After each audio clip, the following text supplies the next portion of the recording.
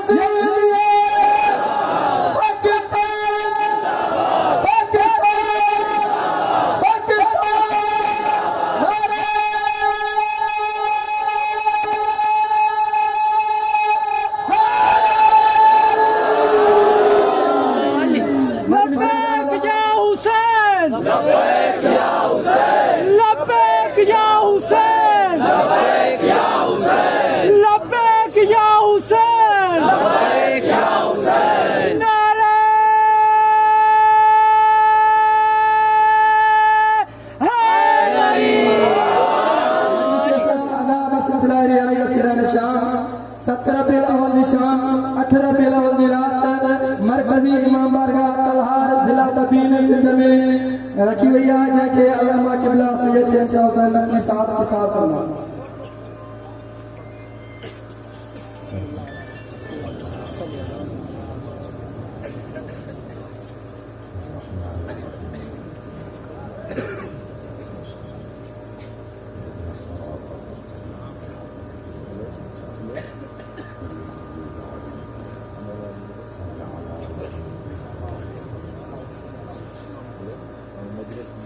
أعوذ بالله من الشيطان الرجيم. بسم الله الرحمن الرحيم.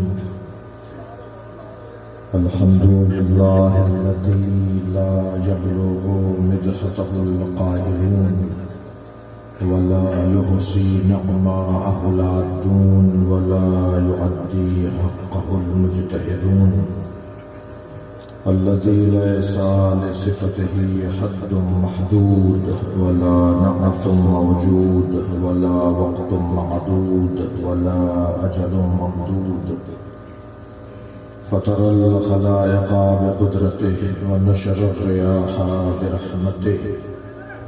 الصلاة والسلام على الرسول المسدد المصطفى الأمجد المحمود الأحمد سيدنا ومولانا ومولى الكونين جد الحسن والحسين وعاني أبا القاسم محمد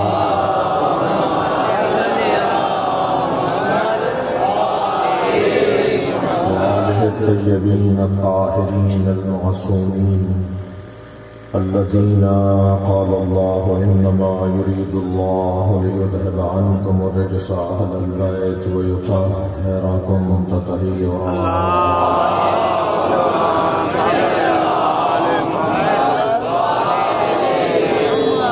ولعنة الله على أعدائهم أجمعين من يوم عداوتهم إلى قيام يوم الدين.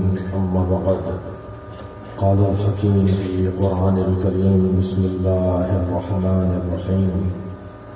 والعصر إن الإنسان لفي خسر إلا الذين آمنوا وعملوا الصالحات وتواصوا بالحق وتواصوا بالصبر. صلى الله عليه وسلم. مرحوم مغفور کے لیے سورہ فاتحہ.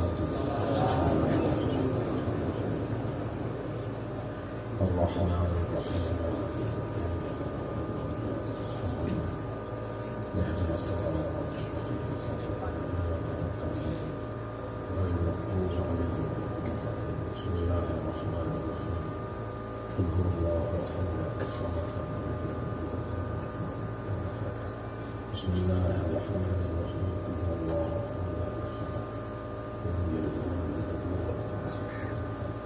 اللهم صل على محمد وعلى محمد. حاجات کی برابری، مریضوں کی شفا یابی، رزق روزگار میں اضافہ، بیماریوں سے نجات. محمد حسن بیمار ہے، اس کی شفا کرنے کے لیے آپ سب کی حاجات کی برابری کے لیے بلند تر صلوات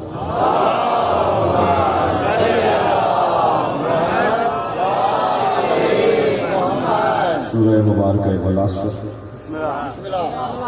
قرآن مجید کا مختصر مگر مکمل سورہ۔ پورے قرآن کا اگر 4 آیتوں میں خلاصہ دیکھنا ہو تو وہ سورہ غلاصہ ہے۔ 6000 سے زیادہ آیات اگر اسے چند آیتوں میں مختصر کر کے بات کی جائے تو وہ سورہ غلاصہ ہے۔ یعنی اگر کوئی پورا قرآن پڑھنا چاہے تو پڑھنا ہے اسے، مسلمان کو قرآن پڑھنا چاہیے، لیکن اگر یہ جاننا چاہتا ہے کہ پورے قرآن میں کیا لکھا ہوا ہے تو پورے قرآن کی جان کو سورہ غلاصہ ہے۔ جتنا میں سورہ غلاصہ پہ غور کرتا چلا جاؤں گا وہی باتیں ہیں جو پورے قرآن میں اللہ نے تفصیل سے نازل کی، اور جو پورے قرآن میں اللہ نے تفصیل سے نازل کیا ہے وہی سورہ والعصر میں خلاصہ کر کے بیان کرتے ہیں۔ ویسے مشکل بولنا آسان ہے اور آسان بولنا مشکل ہے۔ بہت مشکل الفاظ بولنا میرے حساب سے آسان کام ہے، لیکن مشکل باتوں کو آسان الفاظ میں بیان کرنا یہ مشکل ہے۔ ہر آدمی کے بس کی بات نہیں ہے کہ وہ آسان کر کے پیش کرے، اور مختصر بات کرنا اس سے زیادہ مشکل ہے۔ لمبی بات کرنا بہت آسان ہے۔ ایک لمبی 1 گھنٹے کی تقریر آسان ہے، کوئی کہے جی 1 گھنٹے کی تقریر کو 1 جملے میں بتائیے، وہ زیادہ مشکل بات ہے۔ اگر کوئی مجھ سے کہے طے کر لو بھائی کیا کرنا ہے، طے کر لو کیا کرنا ہے، ایک صلوات پڑھ رہا ہوں،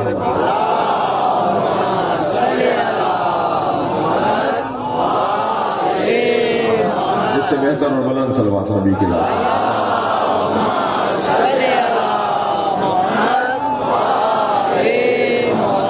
میری سعادت مندی ہے، میرے لیے خوش قسمتی ہے کہ میرے اس بیان میں، میرے اس خطاب میں، میری مجلس میں سنی شیعہ سب مسلمان بیٹھے ہیں،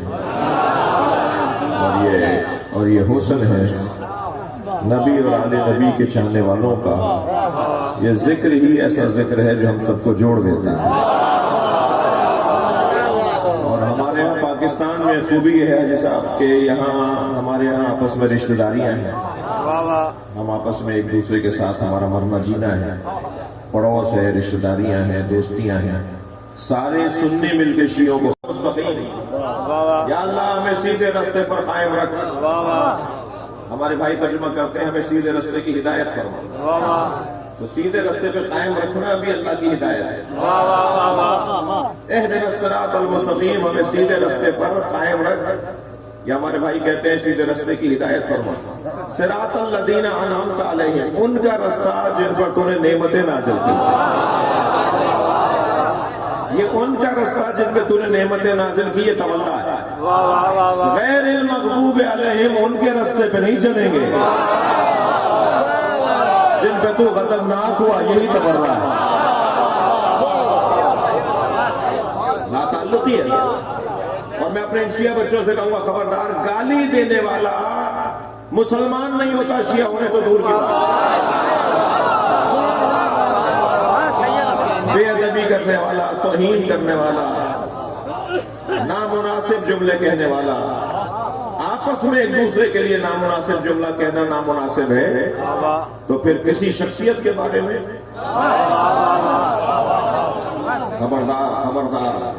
تبرہ کا مطلب گالیاں دینا نہیں، میں ان بچوں کو سمجھانا چاہ رہا ہوں، تبرہ کا مطلب گالیاں دینا نہیں ہے۔ تبرہ کا مطلب یہ ہے کہ جو بھی آل رسول کا دشمن ہے ہمیں اچھا نہیں لگتا۔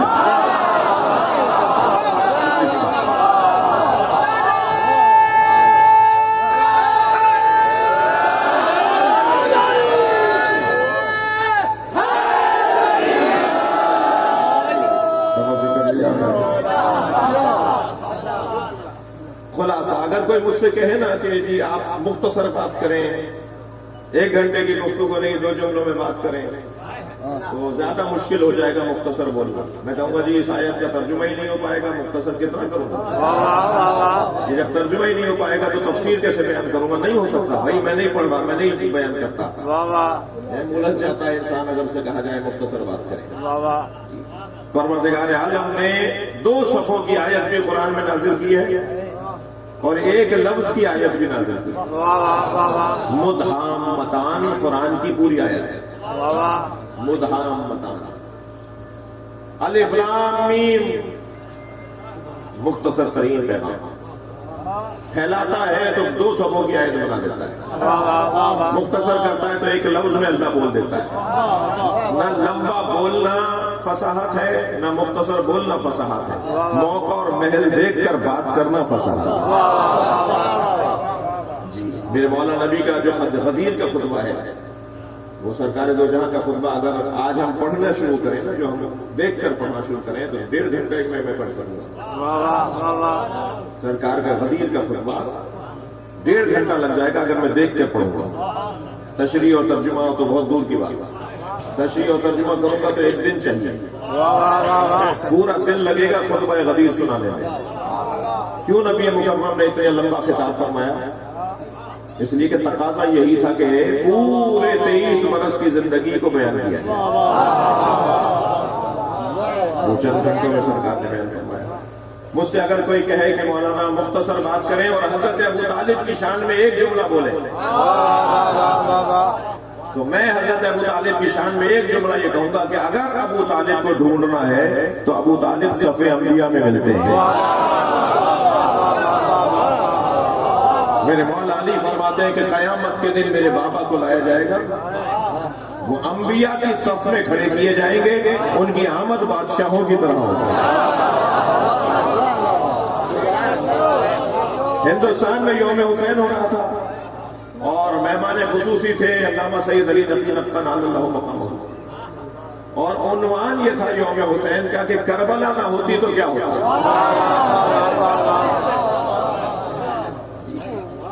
لمبی لمبی خطاب ہوئے، گفتگو ہوئی، نقل صاحب کا جب وقت آیا تو 5 منٹ رہ گئے۔ جی نماز کا وقت ہو رہا تھا کہ جی 5 منٹ میں تقریر کیجیے۔ انہوں نے کہا جی 5 منٹ بھی نہیں لوں گا، میں تو آدھے منٹ میں بات کروں گا۔ اور مائک پر آئے اور آدھے منٹ میں انہوں نے یہ بات کی کہ اگر کربلا نہ ہوتی تو جمعے کی نماز بدھ کو ہوتی۔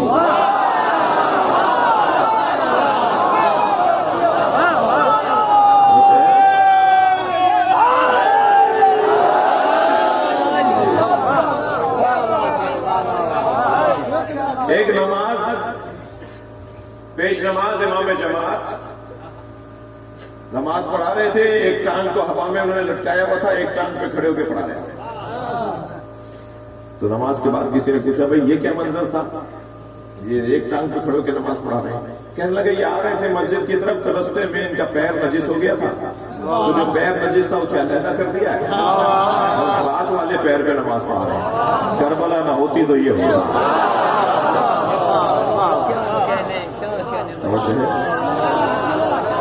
ایک زندہ کا نماز جنازہ پڑھائی جا رہی ہے، اسے باندھا ہوا ہے چارپائی کے ساتھ اور وہ پکار پکار کے کہہ رہا ہے میں زندہ ہوں، میں زندہ ہوں۔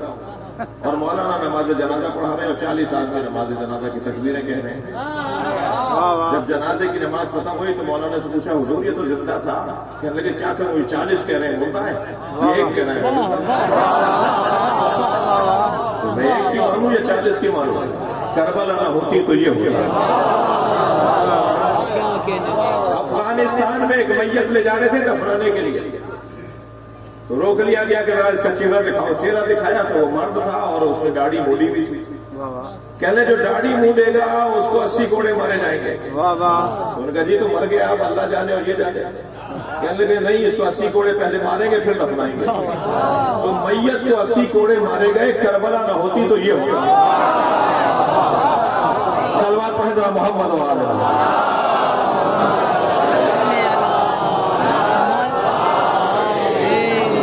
دین کا مذاق بن جاتا اگر کربلا نہ ہوتی۔ کربلا نے، حسین مولا نے بند باندھ دیا ان لوگوں کے اوپر جو اپنی مرضی سے دین چلانے والے۔ دین اپنی مرضی کا نام نہیں ہے، اللہ کی مرضی پہ عمل کرنے کا ہے۔ صلوات پڑھیں گے محمد و آل محمد۔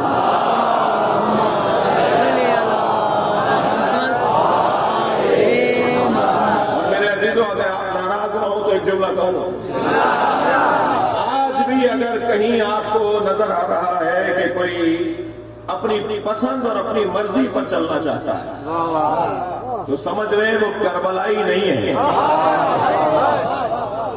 چاہے گاندے کپڑے پہنے ہو, چاہے اس کے گھر پہ علم لگا ہوا ہو, چاہے وہ ماتم کرتا ہو اور حسین پہ روتا بھی, لیکن اگر اپنی پسند کے مطابق دین کو ڈھالنا چاہتا ہے, اپنی مرضی کے مطابق اگر شریعت کو ڈھالنا چاہتا ہے, جو یہ والی بات کہنا ہے ایسا سمجھتا ہے جیسے پانی پینا بھی آسان ہے, میں نہیں مانتا. جب دل میں آتا ہے, جب منہ میں آتا ہے, کہتا ہے میں نہیں مانتا. کبھی کسی ڈاکٹر کے نسخے کو تو کہو کہ میں نہیں مانتا. یہ دوا کس چیز کی ہے؟ کہنے کے بغیر میڈیکل پڑھے کیسے سمجھ لیتے ہیں؟ یعنی کہ جیسے دین بغیر پڑھے آپ دین سمجھ لیتے ہیں. صلوات پڑھیں گے محمد والے.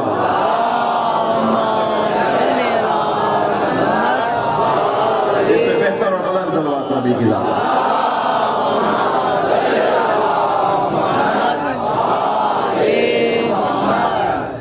دیکھیے اب زمانہ بدل گیا. پہلے بہت کچھ چیزیں معاف کی جگہ چل جاتی تھیں, گزارا ہو جاتا تھا. اب سوشل میڈیا کا دور ہے. اب آپ کی میری کوئی بات چھپی بھی نہیں ہے. مجھے بات وہ کرنی چاہیے جو میں سنبھال سکتا ہوں, جس کے ساتھ میں آخر تک کھڑا رہ جاؤں. معافیاں نہ مانوں, پشیمانیاں نہ ہو, ندامتیں نہ ہو. بات وہ کروں جو سچی ہو, صحیح ہو. پہلے بھی یہی ہونا چاہیے تھا, اور جو نہیں ہوا اس کا نقصان سنی بھی اٹھانا ہے, شیعہ بھی اٹھانا. لہذا اب کسی کے پاس کوئی گنجائش نہیں ہے. سیدھی سیدھی بات کرو, سچی سچی بات کرو. صلوات پڑھیں محمد والے.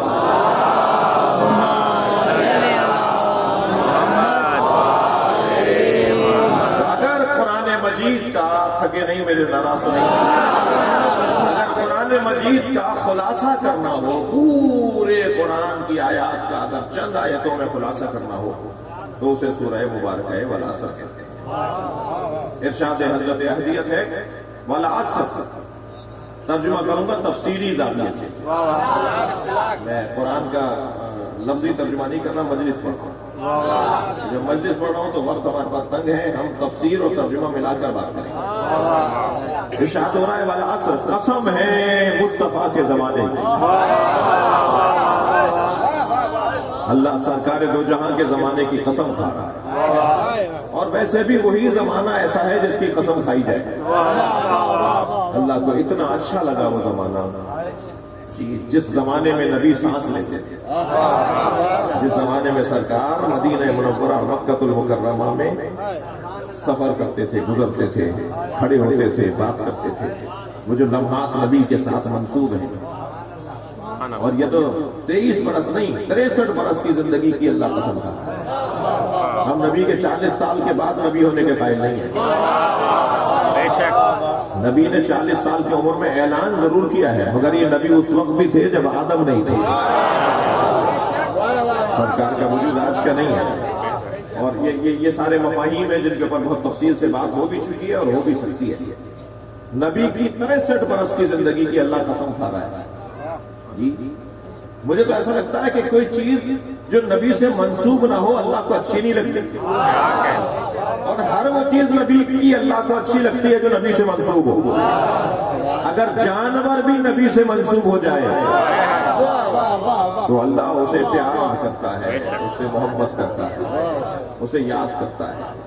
پتھر بھی نبی سے منسوب ہو جائے, نسبتوں والے لوگ بیٹھے نا, اگر پتھر بھی سرکار سے منسوب ہو جائے, کیا قسم کھا رہا ہے اللہ, لأقسم بہذا البلد, مجھے قسم ہے مکے کی.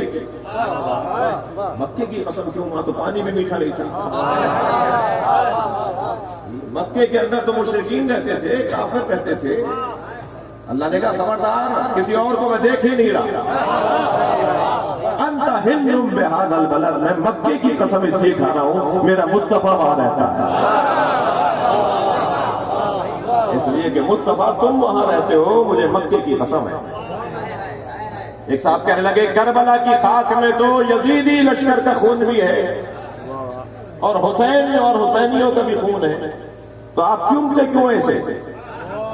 اور زیادہ تر تو وہی لوگ تھے، یزیدی تھے، ان کا خون بھی گرا وہاں پر، اور امام حسین اور امام حسین کے چاہنے والوں کا خون بھی گرا۔ تم خاک شفا کو چومتے ہو، سجدہ کر بنا کر اس کے اوپر سر رکھ کر نماز پڑھتے ہو، اس کا احترام کیوں کرتے ہو؟ وہاں تو نجس لوگوں کا خون بھی ہے۔ تو عزیزان گرامی یہی تو جواب دے رہے ہیں، مکے میں تو کافر بھی رہتے تھے، مکے میں تو مشرک بھی رہتے تھے، مکے میں تو جانور گدھے گھوڑے بھی رہتے تھے، مگر اللہ انہیں دیکھ ہی نہیں رہا، میرا مصطفیٰ رہتا ہے۔ اور پھر عزیزان گرامی ایک اور جملہ کہہ کر آگے بڑھ جاتا ہوں، قرآن مجید کو چومتے کیوں ہو؟ قرآن میں تو شیطان کا ذکر بھی ہے،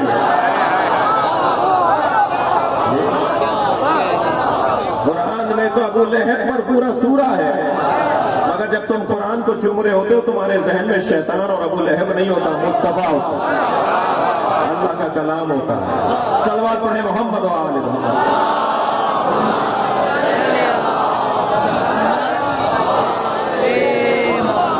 عصر مصطفیٰ کی قسم اللہ تعالی، آپ کے چہروں کی بشاشت، آپ کے چہروں پر خوشی میں دیکھ رہا ہوں، اور ہونا بھی ایسے ہی چاہیے، جب نبی کی بات ہو تو خون میں حرارت آتی ہے،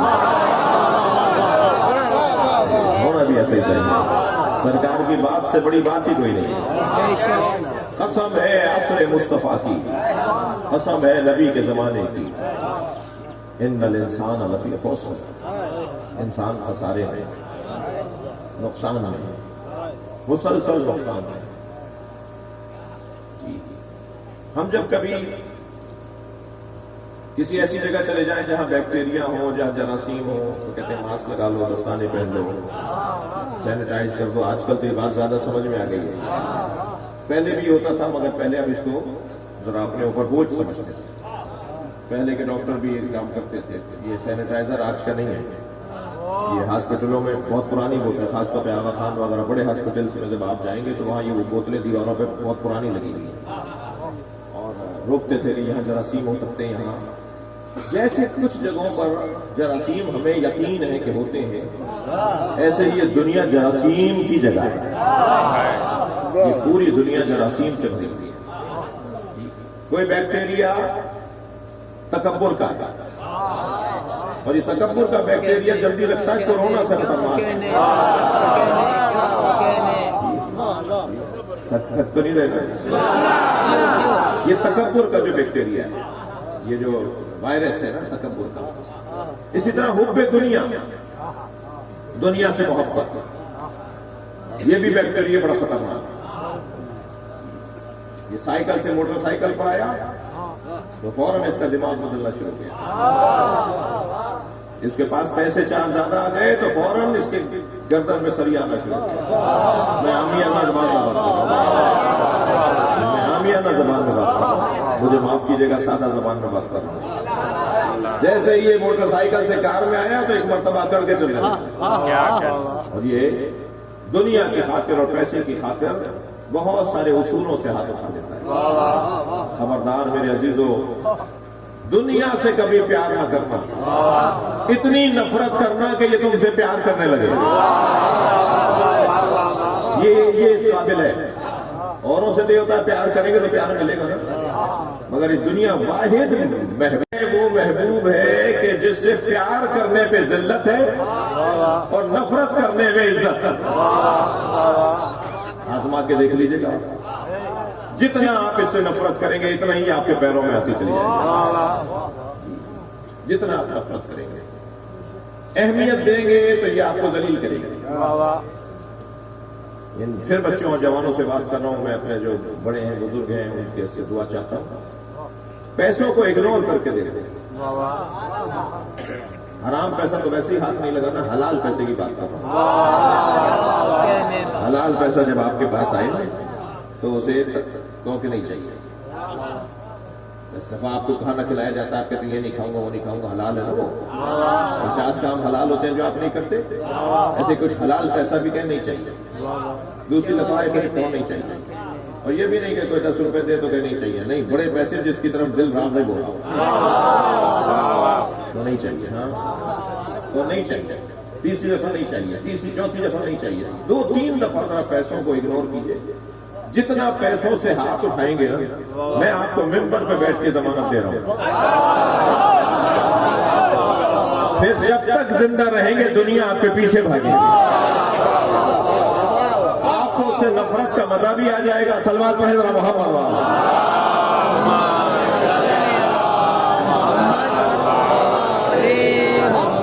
مجھے خوف ہو رہا ہے کہ کوئی 2 4 5 میرے عزیز یہ نہ سوچ رہے ہو کہ یہ کون سی باتیں کر رہے ہیں، یہ کہاں سے آیا بندہ۔ صلوات پڑھیں ذرا محمد والا۔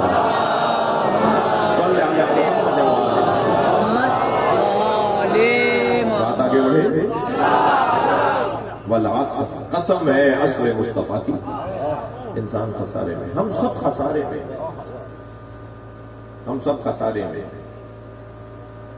کیا کریں کہ نقصان اٹھانے والوں میں نہ ہو۔ اصال ثواب کی مجلس ہے، اللہ ان باتوں کی وجہ سے مرحوم کے مغفرت فرمائے گا، اور اگر کوئی ایک بچہ، کوئی جوان، کوئی ایک اپنی رویہ کو بہتر کر کے چلا گیا اور یہ سوچ کر چلا گیا کہ مجھے آج کے بعد ایسا کرنا ہے جو صحیح کرنا ہے، اور اگر وہ صحیح کام کرنے لگ گیا تو جو کار خیر وہ کر رہا ہوگا اس کا ثواب مرنے والے کو بھی جائے گا۔ کہاں سے یہ بات سمجھ کے آئے تھے کہ جی مرحوم کی مجلس سے برسی میں گیا تھا، مجھے وہاں سے ایک بات سمجھ میں آ گئی، میرا رویہ بدل گیا، میرا طریقہ تبدیل ہو گیا۔ ہم سب خسارے میں، ہم سب مسلسل بیکٹیریاز میں، جراثیم میں مبتلا ہیں۔ ویکسینیشن کیا ہے؟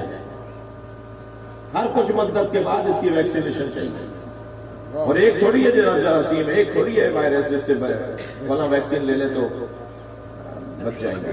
سارے وائرس کیا کرتے ہیں؟ اس کے اینٹی وائرس کو، اس کے ویکسینیشن کو ذکر خدا، رسول اور اہل بیت کہتے ہیں۔ جتنا میں قرآن زیادہ پڑھوں گا، صلوات پڑھے محمد والا،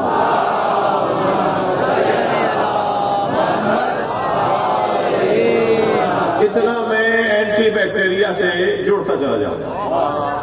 جتنا میں نبی سرکار کی گفتگو زیادہ کروں گا، جتنا مجلس میں بیٹھ کر حسین کا ذکر کروں گا، میں ان جراثیم سے بچ سکتا ہوں۔ یہ مجلس اعضاء نہیں ہے، یہ ہاسپٹل ہے جو وہاں جہاں ویکسینیشن ملتی ہے۔ بیٹھتا فرش پر ہوں، جوتیاں اتار کر بیٹھتا ہوں، قربت اللہ بیٹھتا ہوں، کسی کے راضی کرنے نہیں آتا، اپنے مولا کو راضی کرنے کیا کہنے بابا۔ یہ کیفیت انسان کو بہت سارے جراثیم سے بچا سکتی ہے۔ انسان خسارے میں ہے الا الذین آمنوا، مگر 4 باتوں پر عمل کرنے والے نقصان نہیں اٹھائیں گے۔ ہم چھوٹے تھے، وہ محمد خان جنیجو سے وزیر اعظم ہوئے، میری 73 کی پیدائش ہے، بہت بوڑھا نہیں، کیا کہتے ہیں؟ تو انہوں نے کوئی پتہ نہیں 4 نکاتی، پتہ نہیں 15 نکاتی کوئی منصوبہ دیا تھا، کوئی 5 نکاتی ایجنڈا دیا تھا، منصوبہ دیا 5 نکاتی۔ تو قرآن مجید میں بھی اللہ ہمیں 4 نکاتی منصوبہ دے رہا ہے۔ ان 4 نکات پر عمل کرتے رہو، کبھی نقصان نہیں اٹھاؤ۔ اللہ نقصان اٹھانے والوں کو پریشان نہیں دیکھنا چاہتا۔ ایمان، عمل صالح، حق بولنا، حق سننا، صبر کرنا اور صبر کا ماحول بنانا۔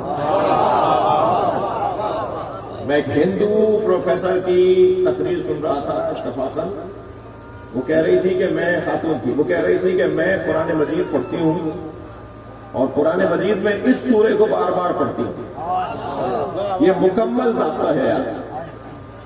کیا ایجنڈا ہے میری زندگی کا بھائی؟ معاف کیجیے گا، جانوروں کی طرح پیدا ہوا، کھایا پیا مر گیا ہے، تو انسان ہو، جانور تو نہیں ہو۔ جب انسان ہو تو میری زندگی کا ایجنڈا کیا ہے؟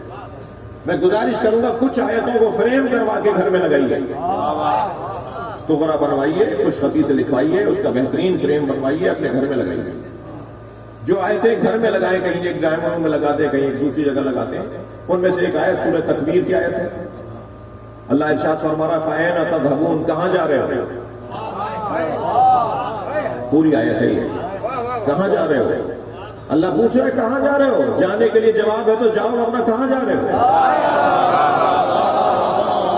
اللہ کو جواب نہیں دے سکتے تو کہاں جا رہے ہو؟ خدا نہ خاصہ کہیں حرام کام کے لیے، ناجائز کام کے لیے، لڑنے پھڑنے کے لیے تو نہیں جا رہے؟ جاتے وقت اللہ کو جواب دو، جا کر رہے ہوتے ہو. ایک یہ آیت ہے. دوسری آیت یا ایھا الذین آمنوا علیکم انفسکم، اے صاحبان ایمان تمہیں تم پر واجب کیا ہے، دوسروں کی ٹو نہیں لگاؤ، دوسروں پہ تحقیق نہیں کرو. تمہیں اللہ نے نیب کا سربراہ نہیں بنایا ہے کہ دوسروں کا حساب کتاب کرتے ہو. اس کے پاس پیسہ کہاں سے آ رہا ہے، اس کی زمین اتنی زیادہ کیوں ہو گئی، اس نے گاڑی کیسے خرید لی. یہ کیا مطلب ہے بھائی؟ تم اپنے اوپر غور کرو. بس یہ بھی آیت قرآن کی اپنے گھر میں لگانی چاہیے. اور یہ سورہ ملک، اسے بھی گھر میں لگانا چاہیے. آتے جاتے اس کے اوپر نگاہ پڑے تو ہماری زندگی کے 4 ایجنڈے ہیں. وہ آدمی نہیں ہے جو مومن نہ ہو، وہ آدمی نہیں ہے. اللہ کے حضرت آدم کی اولاد ہی نہیں ہے جو مومن نہ ہو. اور یہ تقسیم بھی جو ہم نے کی ہے نا، مومن یعنی شیعہ اور غیر مومن یعنی سنی، یہ بھی ہماری بنائی ہوئی باتیں ہیں. مومن ہونے کے لیے بہت مشکل کام ہے. یہ اصطلاحیں ہم نے تقسیم کر دی ہیں، مگر مومن ہونا بہت بڑی بات ہے. کوئی پوچھے مسلمان ہونا کتنا مشکل ہے، کوئی پوچھے انسان ہونا کتنا مشکل ہے. حضرت آیت اللہ وحید خراسانی، حضرت آیت اللہ حسن زادہ عملی، ان کی خدمت میں میں جاتا رہا ہوں. اللہ ان کو ابھی زندہ ہے، دونوں بزرگ ہمارے. ایک دفعہ بیمار ہو گئے تو ان سے کسی نے کہا کہ چلیں آپ کو ذرا مختلف جانور دکھا کے لائیں، آپ کی طبیعت بہتر گی. کہہ رہے وہ تو میں جب ارادہ کرتا ہوں مجھے روڈ پہ نظر آ جاتے ہیں.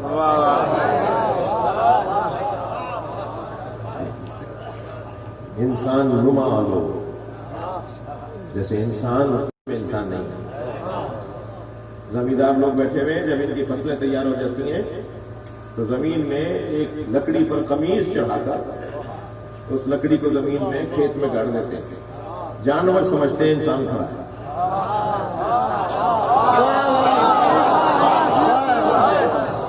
ایسے ہی عزیزان گرامی ہمارے معاشرے میں بھی کچھ چلتے پھرتے نظر آتے ہیں، وہ انسان نہیں ہے.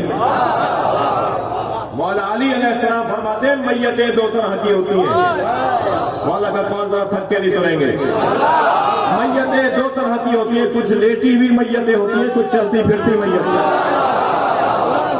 جن کا ضمیر مر گیا ہو وہ زندہ کہاں ہے، جن کا احساس مر گیا ہو وہ زندہ کہاں ہے، جنہیں یہ خیال ہی نہ ہو کہ پڑوس میں کوئی بھوکا سو گیا ہے. تقسیم در تقسیم، جی تنگ نظریاں در تنگ نظریاں. وہ پتافی ہے، اور کون یہاں بات ہے؟ اور کوئی نہیں ہے یہاں؟ اور سید ہے وہ، جی رجوانی ہے، کوئی لغاری ہے. اللہ نے ہمیں قبیلوں میں تقسیم کیا تھا تاکہ شناخت ہو. اگر کسی کو کوئی فضیلت عطا کرتا ہے تو اس کا کردار ہے،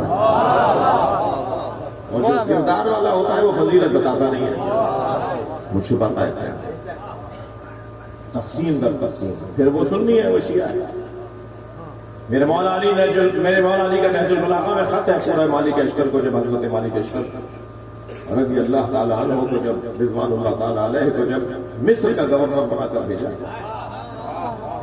آپ یہ جملہ بھی سن لیجئے، حضرت مختار صفوی کچھ لوگوں کو برے لگتے ہیں کیونکہ یزیدیوں کو چن چن کے مارا تھا.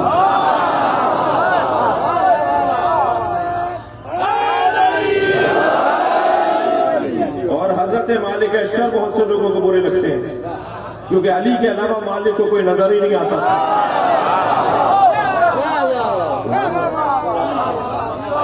مالک اشتر بھی بہت سے لوگوں کو برے لگتے ہیں، احترام نہیں کرتے. ہمارا ایک بہت بڑا مسلمانوں کا طبقہ ہے جو حضرت مالک اشتر کا احترام نہیں کرتا.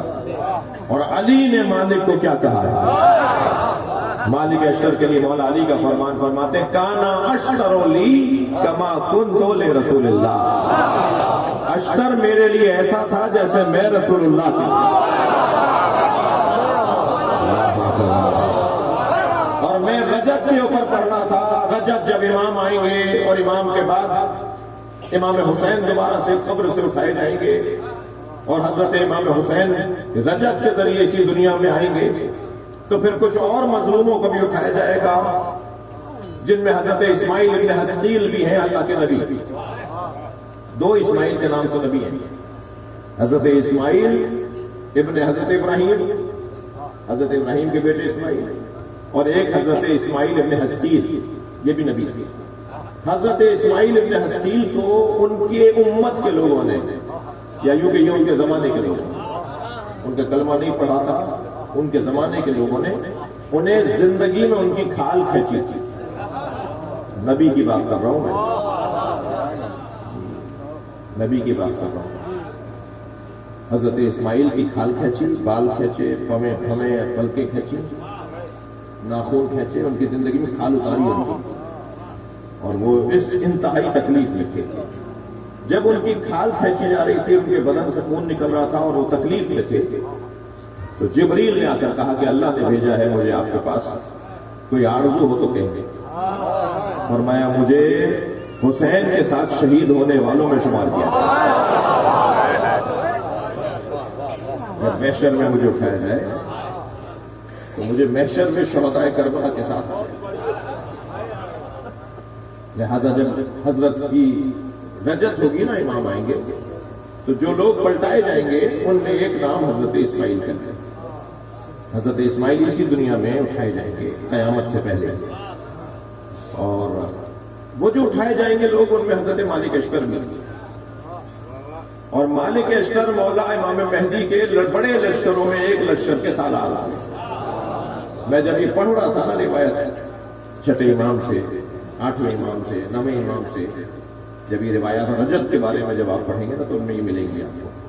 جب میں یہ پڑھ رہا تھا کہ مالک اشتر بھی دوبارہ سے رجت کے ذریعے اٹھائے جائیں گے، اور امام زمانہ کے سپاہیوں میں اور سالاروں میں ہوں گے ان کے لشکر کے، تو میں نے مالک کے اشتر کے نام کا بوسہ دیا، اور میں نے کہا کہ کیا مقام ہے آپ کا، پہلے امام کے لشکر کے بھی سالار، آخری امام کے لشکر کے بھی سالار۔ انسان کی قسمت ہوتے ایسی، اور یہ قسمت بن نہیں سکتی جب تک کہ خلوص نہ ہو۔ سب سے پہلی چیز جو انسان کو عظمت عطا کرتی ہے اس کے من کا خالص ہونا ہے، للہیت، خلوص، سچائی۔ توجہ کر لیا؟ وقت تنگ ہو گیا عزیزان گرامی، اور مطلب میرا پورا ہو گیا، یعنی میں جو چاہتا تھا وہ پیغام میرا ہو گیا۔ اتنا عرض کروں گا کہ 4 نکات پر عمل کرنا ہے۔ ایمان، ہر ایک اتنا بڑا مجموعہ بیٹھا ہے، ہر ایک کا ایمان علیحدہ ہے۔ یہ بیٹھے ایک جگہ پر ہیں مگر ایک جیسے نہیں ہیں۔ سارے شیعوں کا ایمان ایک جیسا نہیں ہے، سارے سنیوں کا ایمان ایک جیسا نہیں ہے، کسی کا ایمان کسی جیسا نہیں ہے۔ ابو ذر اور سلمان کا ایمان ایک جیسا نہیں ہے، تو میرا اور آپ کا ایمان ایک جیسا کیسے ہے؟ تو خبردار میں اپنے عقیدے کو کسی اور کے عقیدے پہ تھوپنے کی کوشش نہ کروں، جیسا میں ہوں ایسا سب ہو جائے۔ کہیں ایسا نہ ہو کہ تم سے کوئی آگے بات کرے تو تمہیں شرمندگی ہو کہ تمہارا تو کوئی ایمان ہی نہیں ہے۔ میں نے بہت سارے خود ساختہ با ایمان دیکھے ہیں جو اپنے علاوہ کسی کو مومن نہیں مانتے، اور ذرا سے آزمائش میں پڑ جائیں تو ان سے زیادہ کوئی بزدل نہیں ہوتا، میدان چھوڑ کے بھاگ رہے ہوتے ہیں۔ لہذا ایمان ہر ایک کا مختلف ہے۔ سب قرآن اور حدیث کی روشنی میں اور تعلیمات اہل بیت کی روشنی میں اپنے ایمان کو بہتر کرتے ہیں، اپنے ایمان کو بہتر کریں گے۔ دوسرا عمل صالح۔ عمل صالح نماز ہی نہیں ہے، نماز بھی ہو سکتی ہے اگر اس کے اندر یہ قاعدہ آ جائے۔ وہ قاعدہ کیا ہے؟ ہر وہ فعل جو اللہ کی رضا کی خاطر ہو وہ عمل صالح ہے۔ اگر نماز بھی اسی قاعدے میں آ رہی ہے تو عمل صالح ہے۔ اپنی صلاحیتوں کو، اپنی توانائیوں کو، اپنی قابلیتوں کو، کسی میں لکھنے کی صلاحیت ہے، کسی میں بولنے کی صلاحیت ہے، جس کے پاس جو صلاحیت ہے اسے اللہ کی خاطر استعمال کرے، یہی عمل صالح ہے۔ وَتَوَاصَوْا بِالْحَقِّ، حق سننے کی جرات پیدا کرنا۔ حق بولنا پھر بھی آسان ہے جبکہ وہ بھی بہت مشکل ہے، لیکن حق سننا اس سے زیادہ مشکل ہے۔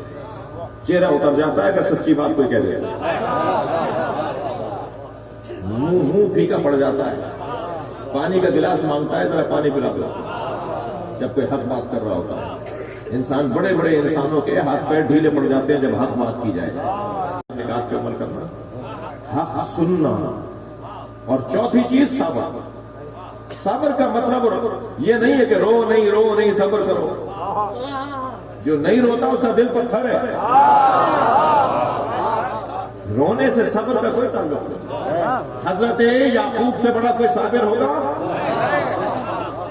جسے قرآن مجید میں صابر نہیں کہا ہے، کظیم کہا ہے. کظیم، کاظم بھی نہیں کہا ہے، کظیم کہا ہے. وہ کظیم، کاظم اسے کہتے ہیں جو تحمل مزاجی رکھتا ہو، تحمل رکھتا ہو، برداشت رکھتا ہو. اور کاظم کی بھی سب سے اونچی ڈگری ہے کظیم. حضرت یعقوب کو قرآن نے کظیم کہہ کر پکارا ہے. صبر کرنے والوں میں سب سے بڑا صابر ہے اور سب سے زیادہ روئے ہیں. سب سے زیادہ روئے نبیوں میں حضرت یعقوب، اور قرآن نے انہیں کظیم کہا ہے. تو اس کا مطلب یہ ہوا کہ رونے سے صبر کا کوئی تعلق نہیں ہے. روئے گا تو وہ جس کا دل نرم ہوگا. نہ رونے والا قسی القلب ہوتا ہے. میرے مولا فرماتے ہیں 3 لوگوں کو آنسو نہیں آتے. افواہ تو نہیں ہے نا؟ 3 لوگوں کو آنسو نہیں آتے. ایک جس کا دل پتھر ہو. اچھا دل پتھر کیوں ہوتا ہے؟ کچھ کاموں سے روکا گیا ہے کہ فلاں کام نہیں کرو، فلاں کام نہیں کرو، اس سے دل پتھر ہو جائے گا. مثلا قصائی کا جو کام ہے، اب وہ قصائی حضرات کام چھوڑ نہ دے.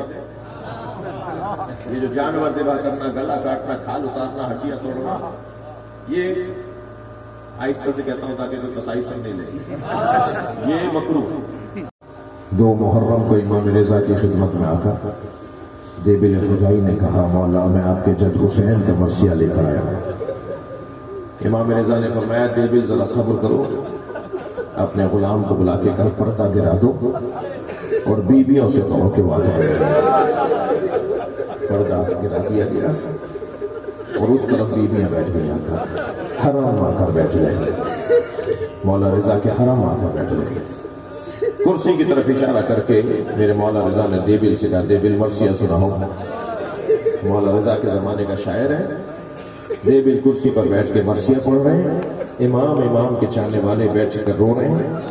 دیبل نے مرثیہ پڑھا یا فاتی قومی یمنت الخیر فخری. اے بہترین مخلوق کی بیٹی فاطمہ زہرا، جنت البقیع کو چھوڑ کے کربلا آ جاؤ.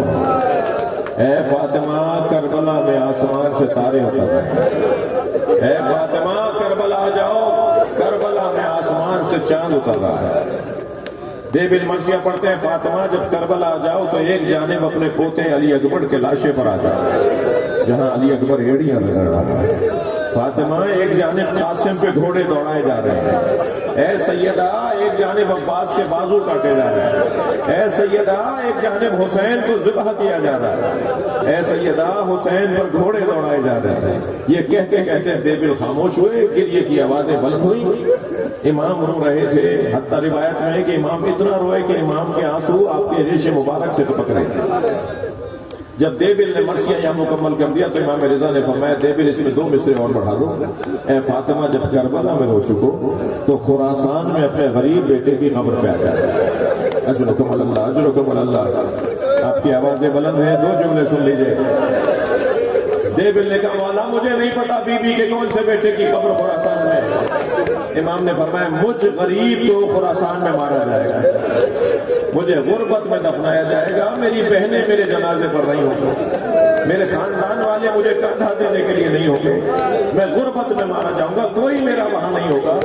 میری دادی زہرا سے کہو کہ پھر میری قبر پر بھی خراسان میں آ جائے. دیبل نے مرثیے میں اضافہ کیا مولا بی بی جب کربلا میں رو چکے تو خراسان میں اپنے بیٹے علی ابن موسیٰ رضا کی قبر پہ آ جانا، جسے غربت میں مارا جائے گا، جس کی بہنیں اس کے ساتھ نہیں ہوں گی، جس کا بھائی اس کے ساتھ نہیں ہوگا. ابھی دیبل نے یہ جملے کہے تھے، کنیز پردہ ہٹا کر باہر آئی اور کہنے لگی دیبل خاموش ہو جاؤ، معصومہ تم بے ہوش ہو گئی. جناب معصومہ سے بھائی کی شہادت کی خبر سنی نہیں گئی اور بی بی روتے روتے بے ہوش ہو گئی. میں سلام کروں گا حضرت معصومہ کو. بی بی آپ سے برداشت نہیں ہوا، سلام ہو زینب کبریٰ پر. 70 قدم کے فاصلے سے بھائی کو ذبح ہوتے دیکھتے، بار بار آوازیں لگاتی رہی کوئی ہے جو میرے ماں جائے کو بچائے، مگر کسی نے حسین کے چلتے ہوئے خنجر کو نہیں روکا. اور جب سیاہ آندھیاں چلنے لگی، زلزلہ آنے لگا، تو جناب زینب خیمے میں گئی، امام سجاد کو اٹھایا، اے زین العابدین اٹھو، یہ منظر کیسا ہے؟ کہ پھوپھی اماں خیمے کا پردہ ہٹائیے۔ اب جو خیمے کا پردہ ہٹا، نو کے نیزہ پر حسین کا سر تھا، آواز دی السلام علیک یا ابا عبداللہ، اے حجت خدا حسین تم پر ہمارا سلام۔ اللہ